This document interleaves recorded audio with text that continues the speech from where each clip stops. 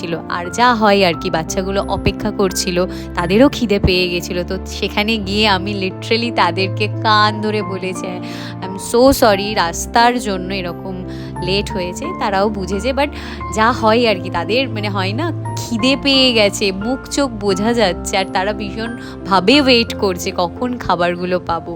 তো যাই হোক, সেইগুলো কমপ্লিট করার পর তারপরে আমি মন্দির দর্শন করলাম। এই যে তোমাদের দেখাচ্ছি, এটা হলো পুরো ওনার মন্দিরটা। মা কালী, দুর্গা মা, ভোলে বাবা সবাই আছে, সব ঠাকুর আছে।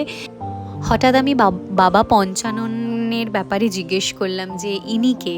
তো উনি বলল বাবা পঞ্চানন উনি স্বপ্নে এই ঠাকুরটা পেয়েছেন, মানে প্রতিষ্ঠা করেছেন। তারপরে আমার আমার কেন, আমার সাথে যারা যারা গেছিলো তাদেরও ভীষণ ভালো লেগেছে, ইভেন আমারও খুব ভালো লেগেছে।